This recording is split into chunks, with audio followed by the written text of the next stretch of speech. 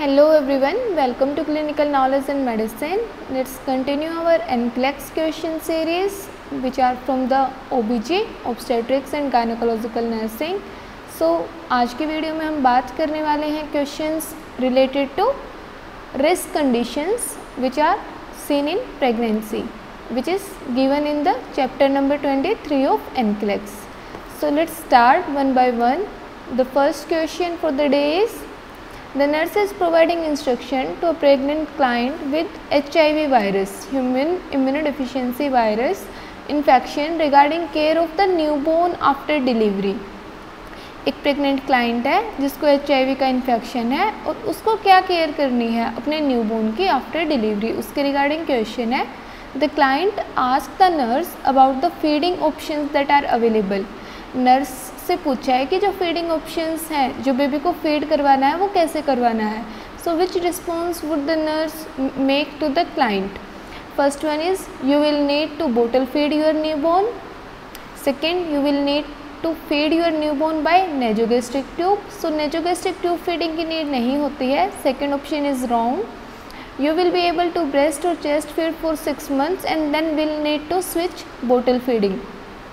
हाँ, normal conditions में 6 months तक ब्रेस्ट फीड करवाते हैं, उसके बाद हम बेबी को कॉम्प्लीमेंट्री फूड स्टार्ट करते हैं जो कि जिसे हम वीनिंग बोलते हैं.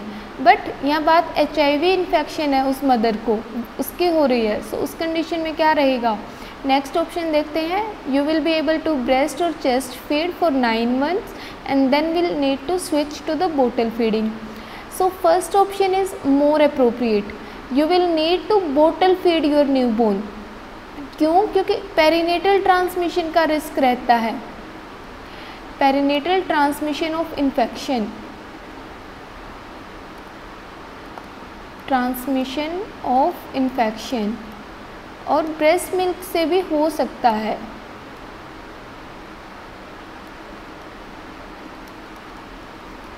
ड्यूरिंग लेबर भी हो सकता है, चाइल्ड बर्थ. सो जो क्लाइंट है उसको हम इंस्ट्रक्शंस देंगे कि बेबी को बोटल फीड करवाना है. First option is the correct one. Next question.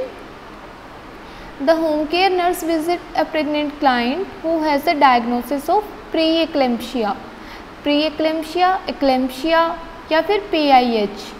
PIH क्या होता है? Pregnancy induced hypertension. Pregnancy induced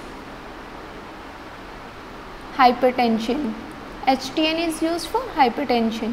Which assessment finding indicate a worsening of the preeclampsia and need to notify the primary health care provider.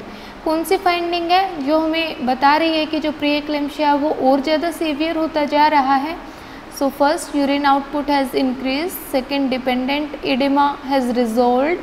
Blood pressure reading is at the prenatal baseline, and the client complain of headache and blurred vision. So the fourth statement, complain of headache and blurred vision. ये सारे science हैं कि इससे ये पता चलता है जो प्री एक्लेम्पशिया है वो सीवियर होता जा रहा है. So the fourth option is the correct statement. Urine output increase हो सकता है. डिपेंडेंट एडिमा अगर रिजोल्व हो गया है तो it is a good sign. Blood pressure reading अगर नॉर्मल है, बेस लाइन पे है तो वो भी नॉर्मल है. बट अगर हेडेक और ब्लड विजन देखने को मिल रहा है तो ये वर्सनिंग साइन है प्री एक्लेम्पशिया का. Next question. The nurse implement A teaching plan for a pregnant client who is diagnosed with gestational diabetes mellitus. Which statement made by the client indicate need for further teaching. कौन सी statement है client के द्वारा बोली गई जिससे पता चलेगा कि उसको दोबारा से समझाने की ज़रूरत है? सो गेस्टेशनल डायबिटीज़ मेलाइटिस क्या होता है? गेस्टेशनल डायबिटीज़ मेलाइटिस वो कंडीशन होती है जिसमें प्रेगनेंसी की वजह से फीमेल में डायबिटीज़ डेवलप हो जाती है.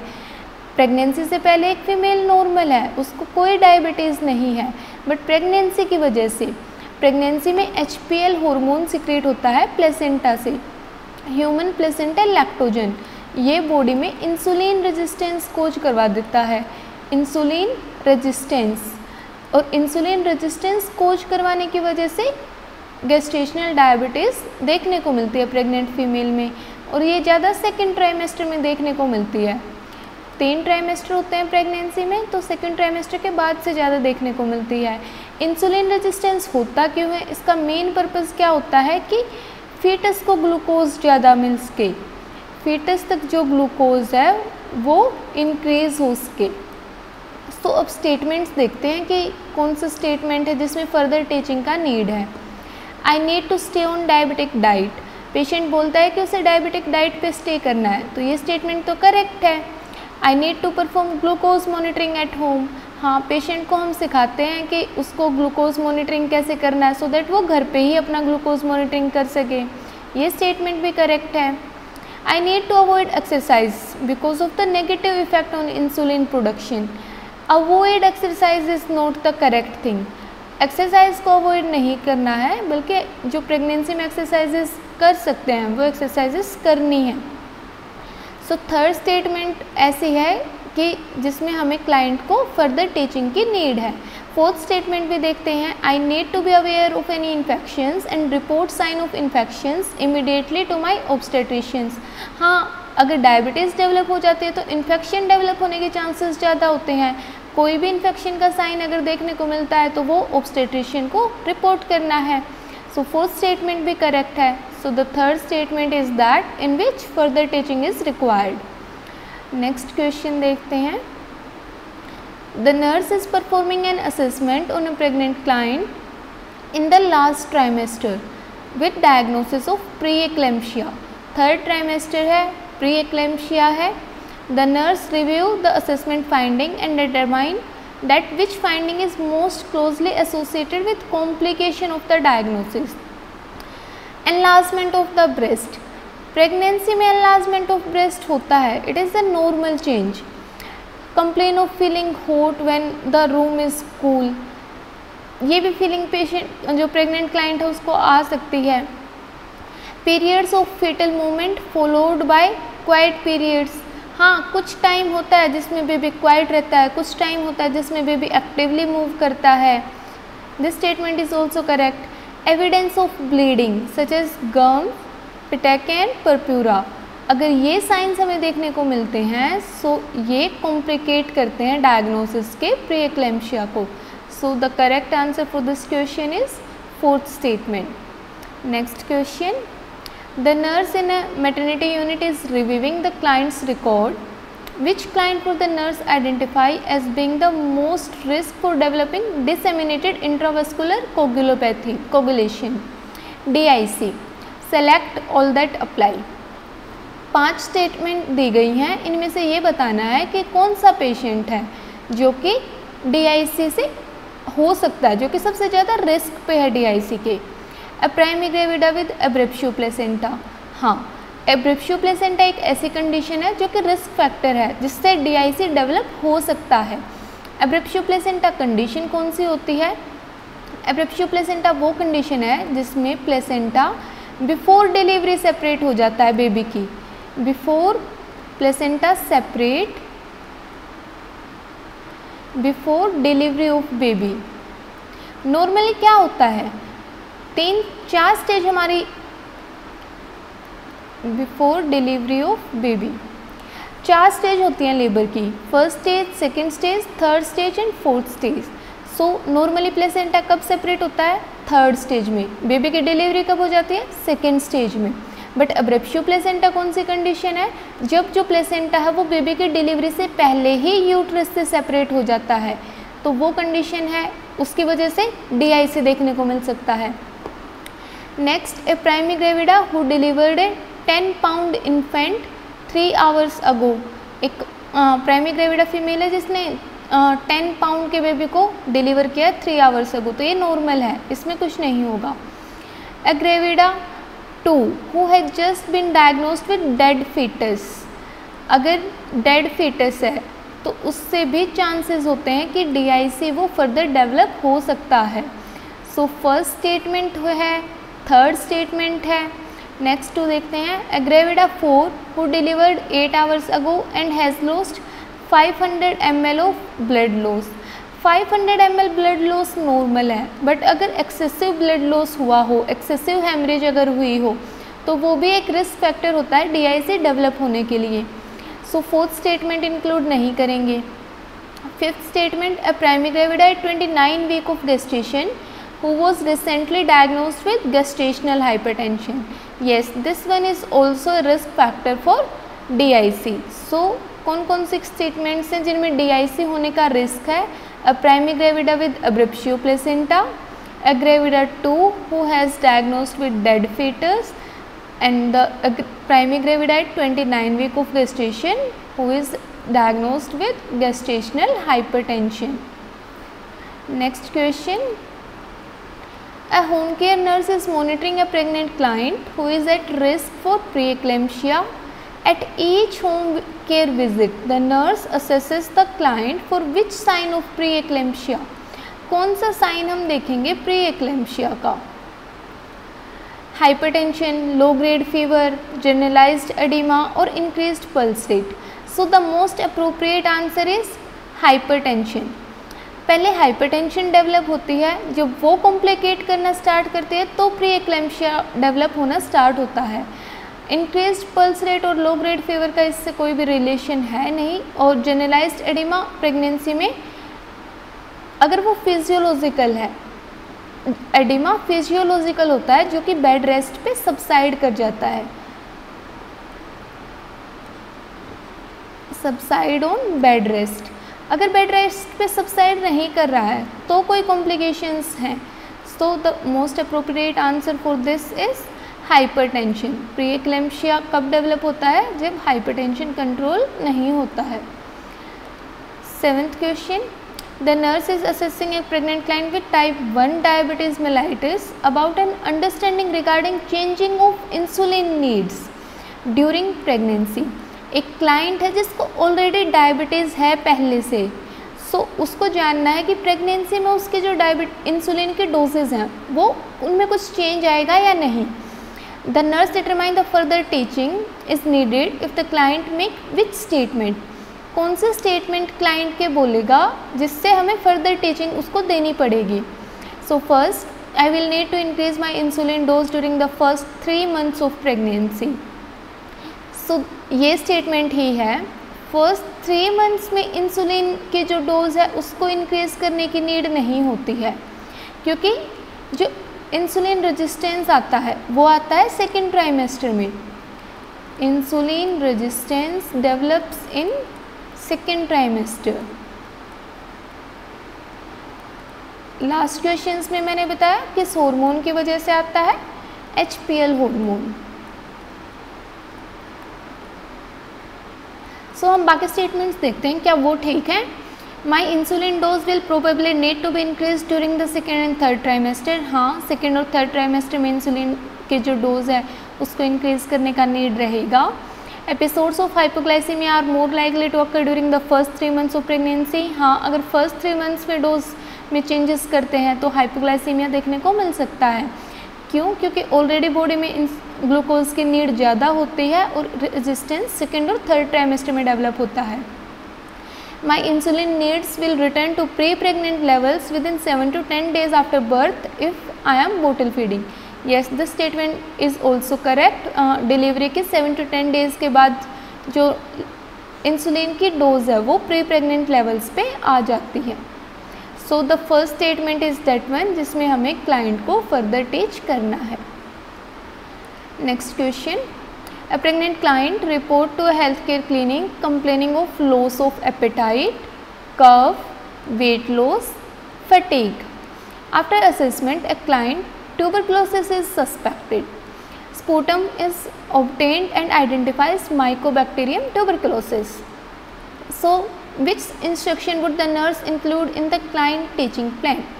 एक क्लाइंट है जिसको साइंस आ रहे हैं लॉस ऑफ एपेटाइट के, कफ के, वेट लॉस के, फटीग के। ट्यूबरक्लोसिस पहले उसको सस्पेक्ट किया गया और फिर माइकोबैक्टीरियम ट्यूबरक्लोसिस उसको मिलता है।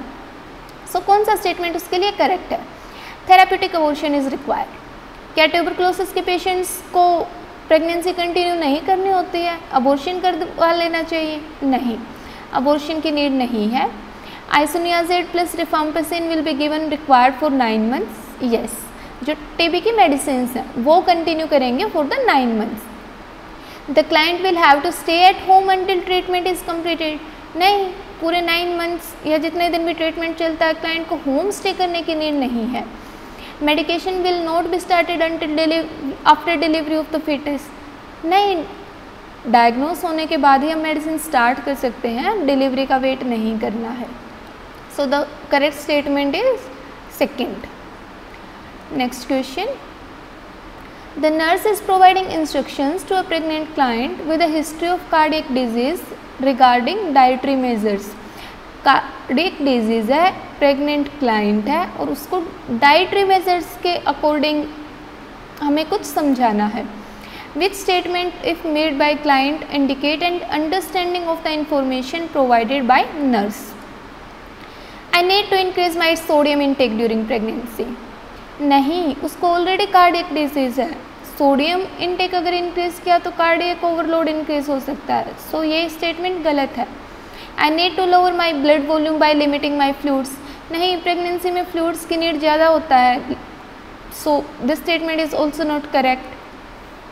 I need to maintain a low calorie diet to prevent any weight gain. नहीं, प्रेगनेंसी में जो कैलोरी की नीड है वो इंक्रीज हो जाती है by 350 plus 350 extra calorie are needed in pregnancy.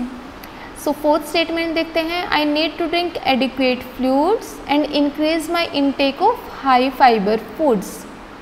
Yes, so fluids को इंक्रीज करना है, हाई फाइबर फूड्स को इंक्रीज करना है। हाई फाइबर फूड्स की ज़रूरत क्यों है? क्योंकि प्रेगनेंसी में कॉन्स्टिपेशन डेवलप होने के चांसेस ज़्यादा रहते हैं। वो क्यों होता है? क्योंकि प्रोजेस्टेरोन इंक्रीज हो जाता है बॉडी में, जो कि प्रेगनेंसी को मेंटेन करके रखता है, and it is a smooth muscle relaxant hormone, smooth muscle relaxant. तो इस वजह से कॉन्स्टिपेशन होने के चांसेस हो सकते हैं। सो पेशेंट को हाई फाइबर डाइट लेना चाहिए जिससे उसको कॉन्स्टिपेशन ना हो, और एडिक्वेट फ्लूइड्स तो लेने ही है। So the correct statement is fourth. Next question, the clinical nurse is performing psychosocial assessment of a client who is pregnant. Which assessment finding indicate to the nurse that the client is at risk of contracting HIV virus? The client has a history of intravenous drug use. हाँ, intravenous drug use का अगर history है तो ये एक risk हो सकता है HIV डेवलप होने के लिए. The client has a significant other who is heterosexual. नहीं, ये नहीं है. The client has a history of sexually transmitted infections. Sexually transmitted infections की अगर हिस्ट्री है तो ये एक रिस्क फैक्टर हो सकता है. The client has had one sexual partner for the past 10 years. ये भी स्टेटमेंट एक्यूरेट है कि इससे HIV का इन्फेक्शन नहीं होता है. अगर मल्टीपल सेक्शुअल पार्टनर्स हैं तो it can be a risk factor, but one sexual partner for last 10 years is not a risk factor. The client has previous history of gestational diabetes mellitus. ये भी नहीं होगा. So the previous history of gestational diabetes mellitus actually infection का risk हो सकता है. सो इस statement को भी हम इंक्लूड करेंगे. सो कौन कौन से स्टेटमेंट्स हैं जो कि ऐसे रिस्क प्रोवाइड करती हैं? First, third and fifth. The next is the nurse evaluate the ability of a hepatitis B positive birthing parent to provide safe bottle feeding to the newborn during postpartum hospitalization. Which action based the birthing parents knowledge of potential disease transmission to the newborn? So एक जो client है उसको hepatitis B positive है और उसको bottle feeding के regarding safe bottle feeding to the newborn उसके बारे में बताना है. The birthing parent request that the window be closed before feeding. नहीं, इससे कुछ इफेक्ट नहीं आने वाला. The birthing parent hold the newborn properly during feeding and burping. मतलब बर्प करवाना चाहिए फीडिंग के बाद न्यूबॉर्न को. It is a normal, but hepatitis B से रिलेटेड नहीं है. The birthing parent test the temperature of the formula before initiate feeding. Temperature note करने का हेपेटाइटिस बी स्प्रेड होने से रिलेशन नहीं है।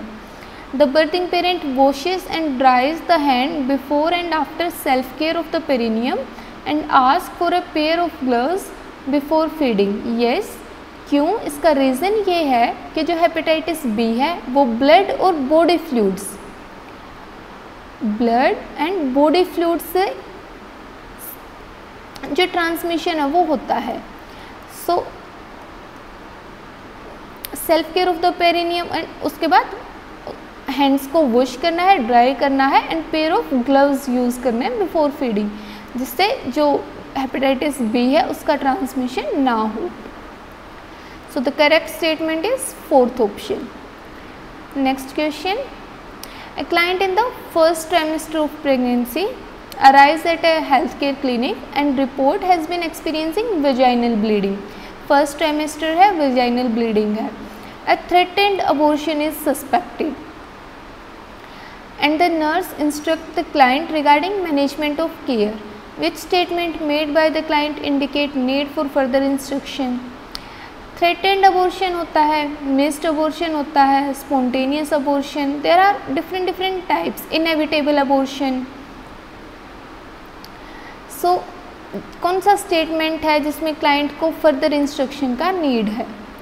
I will watch to see if I pass any tissue. Client को हाँ बोलेंगे कि अगर कोई भी ब्लीडिंग में कोई भी क्लोथ्स, कोई भी टिश्यूज़ पास होते हैं तो उनको नोट करें।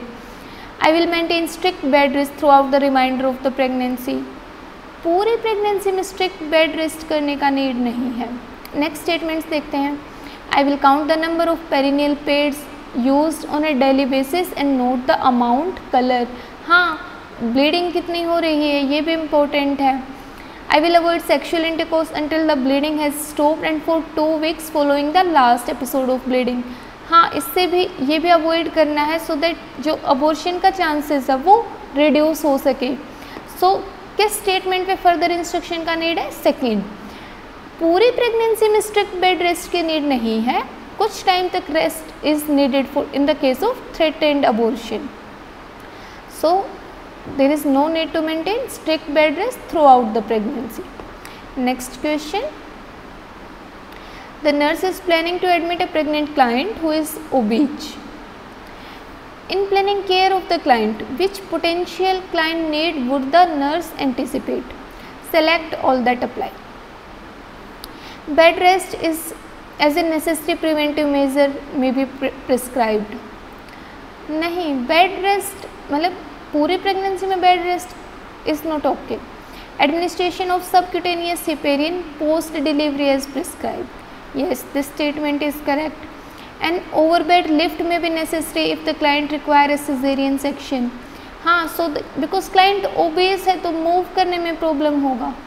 Less frequent cleansing of a cesarean section if present may be prescribed. नहीं, less frequent नहीं, more frequent, so that infection के chances कम हो सके. Thromboembolism stockings or sequential compression devices may be prescribed. Yes, क्योंकि risk होता है DVT develop होने का, सो इसीलिए थ्रोम्बोएम्बोलिज्म स्टोकिंग्स और कंप्रेशन डिवाइसेस का यूज़ करना है. So the correct statements are second, third and fifth. Next, the nurse is assessing a pregnant client in the second trimester of pregnancy who was admitted to the maternity unit with a suspected diagnosis of abruptio placenta. Which assessment finding would the nurse expect to note if the condition is present? Abruptio placenta में कौन सा condition देखने को मिलता है? Soft abdomen? नहीं. Uterine tenderness? Yes. Absence of abdominal pain? नहीं. Abruptio placenta में pain होता है. पेनलेस और bright red vaginal bleeding, painful bleeding होती है. जो ये 3 ऑप्शंस हैं ये किसकी कैरेक्टरिस्टिक्स हैं? Placenta previa. प्लेसेंटा प्रीविया कौन सी कंडीशन होती है और एब्रेप्शियो प्लेसेंटा कौन सी कंडीशन होती है? प्लेसेंटा प्रीविया वो कंडीशन है जिसमें जो प्लेसेंटा वो लोअर यूट्रस में सिचुएटेड होता है. नॉर्मली प्लेसेंटा अपर यूट्रस में सिचुएटेड होता है, बट प्लेसेंटा प्रीविया में लोअर यूट्रस में. और एब्रेप्शियो प्लेसेंटा कौन सी कंडीशन है? जिसमें placenta before delivery of baby separate हो जाता है, नॉर्मली आफ्टर डिलीवरी सेपरेट होता है, बट अब्रेप्शियो प्लेसेंटा में पहले ही सेपरेट हो जाता है। और लास्ट क्वेश्चंस में और क्या देखा था अब्रेप्शियो प्लेसेंटा से रिलेटेड कि ये रिस्क फैक्टर होता है DIC के लिए भी। Next question, the maternity nurse is preparing for the admission of a client in the 3rd trimester of pregnancy who is experiencing vaginal bleeding. 3rd trimester है, vaginal bleeding है and suspected है diagnosis of placenta previa. The nurse review में the primary health care provider prescription and would question which prescription, किस prescription को nurse question करेगी कि वो सही नहीं है। Prepare the client for an ultrasound, this statement is correct कि अल्ट्रासाउंड करवाएंगे सो दैट, क्योंकि प्लेसेंटा प्रीविया की भी डिग्रीज होती हैं अलग अलग, 1st degree, 2nd degree, 3rd degree and 4th degree, और 2nd डिग्री के भी 2 पार्ट होते हैं, एंटीरियर और पोस्टीरियर। सो देखने के लिए कि कौन से टाइप का प्लेसेंटा प्रीविया है अल्ट्रासाउंड रिक्वायर्ड रहेगा। Obtain equipment for a manual pelvic examination, नहीं, PV एग्जामिनेशन नहीं करना होता है प्लेसेंटा प्रीविया का सस्पेक्टेड केस अगर है तो। क्यों? क्योंकि जैसे ही PV करेंगे हो सकता है ब्लीडिंग एक्सेसिवली होना स्टार्ट हो जाए, क्योंकि प्लेसेंटा लोअर यूट्रस में just above the cervix, opening of cervix present होता है। सो PV कॉन्ट्राइंडिकेटेड होता है अगर प्लेसेंटा प्रीविया सस्पेक्टेड है। Prepare to dry haemoglobin and haematocrit blood samples, obtain external electronic fetal heart rate monitoring, this statements are correct. So इस statement ये अगर है तो इस पे क्वेश्चन अराइज होगा। Answer for this question is 2nd statement. Next question, an ultrasound is performed on a client at term gestation who is experiencing moderate vaginal bleeding. The result of the ultrasound indicate abruptio placenta है। On the basis of these findings, the nurse would prepare the client for the anticipated prescription. अगर abruptio placenta है तो हमें delivery of the fetus करवाना होता है। क्यों? क्योंकि अगर प्लेसेंटा सेपरेट हो जाएगा तो जो बेबी है, प्लेसेंटा ट्रांसपोर्ट करता है ऑक्सीजन, ग्लूकोज, मतलब मदर और फीटस के बीच में कनेक्टिंग लिंक जो होता है वो प्लेसेंटा है। अगर वो सेपरेट हो गया तो जो बेबी है वो उसके डेथ होने के चांसेस हैं। So delivery of the fetus is the appropriate. बाकी option, strict monitoring of intake and output, complete bed rest, the need for weekly monitoring of coagulation studies until the time of delivery, ये सारे things necessary हैं, but the appropriate answer for this question is delivery of the fetus हम करवाएंगे so that fetus की life को save किया जा सके। Next question, the nurse in the postpartum unit caring for a client who just delivered a newborn infant following a pregnancy with placenta previa. The nurse reviews the plan of care and prepare the monitor to the client for which risk associated with placenta previa: infection, hemorrhage, chronic hypertension, DIC.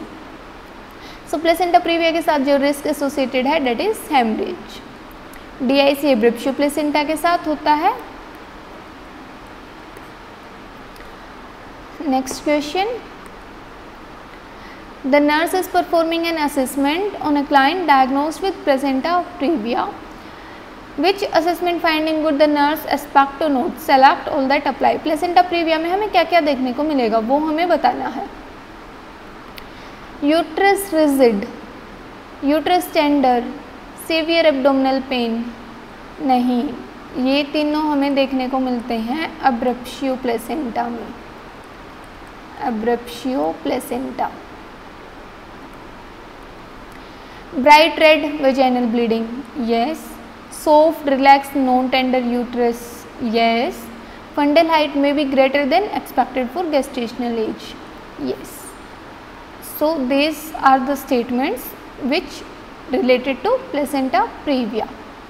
So ये सारे questions हमने देखे pregnancy से related, जो भी abnormal conditions होती हैं उनसे related. And for more videos keep watching clinical knowledge and medicine. और कोई भी डाउट्स अगर आपके हैं किसी भी क्वेश्चन से रिलेटेड या कोई और डाउट्स, वो आप कमेंट सेक्शन में पूछ सकते हैं। For more subscribe our channel. Thank you.